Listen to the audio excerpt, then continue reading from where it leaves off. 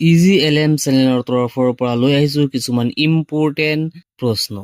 যিকোনো পৰীক্ষাৰ বাবে 80% কমন আৰু ইম্পৰ্টেণ্ট প্ৰশ্ন লৈ আহিছোঁ আমাৰ এই চেনেলটোৰ জৰিয়তে। যিসকলে এতিয়ালৈকে আমাৰ এই চেনেলটো ছাবস্ক্ৰাইব কৰা নাই নিশ্চয় ছাবস্ক্ৰাইব কৰি ৰাখিব আৰু যদি ফেচবুকত চাই আছে তেনেহ'লে আমাৰ পেজটো ফ'ল' কৰিব। প্ৰথম অসমীয়া ৰোমান্টিক কবিতাটো কি? এ পদুম কুঁৱৰী, বি কদমকলি, চি দি আছে বন কুঁৱৰী আৰু ডি দি আছে মানহী। ইয়াৰ শুদ্ধ আনচাৰটো হ'ব চি বন কুঁৱৰী। অসমৰ প্ৰথম দৈনিক বাতৰি কাকতখনৰ নাম কি? এ জনমভূমি, বি দৈনিক বাতৰি, চি খবৰ, ডি নিয়মীয়া বাৰ্তা। ইয়াৰ শুদ্ধ আনচাৰটো হৈছে বি দৈনিক বাতৰি। অসমৰ প্ৰথম দৈনিক বাতৰি কাকতখনৰ নাম দৈনিক বাতৰি। নেক্সট প্ৰশ্ন, উপন্যাসৰ আধাৰত নিৰ্মিত প্ৰথম অসমীয়া ছবিখনৰ নাম? এই অপশ্যনত দি আছে এৰাপাতৰ সুৰ, বি দি আছে শকুন্তলা, চি দি আছে মনুমতী আৰু ডি দি আছে ভানুমতী। ইয়াৰ শুদ্ধ আনচাৰটো হৈছে মনুমতী।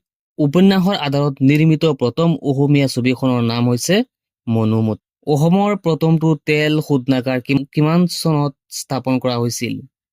এ 1867 চন, বি 1882, চি দি আছে 1892 আৰু ডি দি আছে 1901 চন। ইয়াৰ শুদ্ধ আনচাৰটো হ'ব ডি 1901 চন। অসমৰ প্ৰথমটো তেল শোধনাগাৰ 1901 চনত স্থাপন কৰা হৈছিল। পানীদিহিং অভয়াৰণ্য কোনখন জিলাত অৱস্থিত?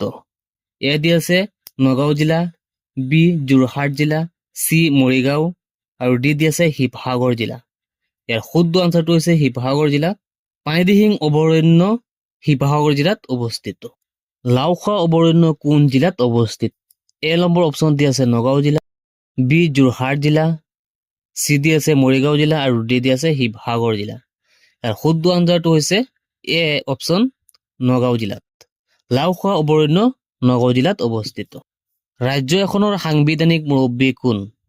এ অপশ্যন দি আছে মুখ্যমন্ত্ৰী, বি অপশ্যন দি আছে প্ৰধানমন্ত্ৰী, চি দি আছে ৰাজ্যপাল আৰু ডি দি আছে ৰাষ্ট্ৰপতি। ইয়াৰ শুদ্ধ আনচাৰটো হ'ব চি ৰাজ্যপাল। ৰাজ্য এখনৰ সাংবিধানিক মুৰব্বী হ'ল ৰাজ্যপাল। উমানন্দ মন্দিৰ কোনজন আহোম ৰজাই নিৰ্মাণ কৰিছিল? এ দি আছে ৰাজেশ্বৰ সিংহ, বি দি আছে পুৰন্দৰ সিংহ, চি দি আছে শিৱসিংহ আৰু ডি দি আছে গদাধৰ সিংহ। ইয়াৰ শুদ্ধ আনচাৰটো হ'ব ডি গদাধৰ সিংহ।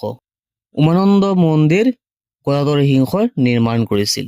সাগৰৰ গভীৰতা জোখাৰ যন্ত্ৰটোৰ নাম কি?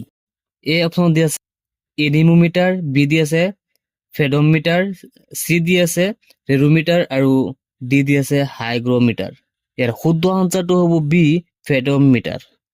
সাগৰৰ গভীৰতা জোখা যন্ত্ৰটোৰ নাম হ'ল ফেডোমিটাৰ। কোনে মহাত্মা গান্ধীক জাতিৰ পিতা উপাধি প্ৰদান কৰিছিল? এই অপশ্যনত দি আছে জৱাহৰলাল নেহৰু, বি দি আছে সুভাষ চন্দ্ৰ বসু, চি দি আছে ৰবীন্দ্ৰনাথ ঠাকুৰ, ডি দি আছে ৰাজেন্দ্ৰ প্ৰসাদ। ইয়াৰ শুদ্ধ আনচাৰটো হৈছে বি সুভাষ চন্দ্ৰ বসু। সুভাষ চন্দ্ৰ বসুৱে মহাত্মা গান্ধীক জাতিৰ পিতা উপাধিটো প্ৰদান কৰিছিল। প্ৰথম অসমীয়া চনেট কবি পুথিখনৰ নাম কি?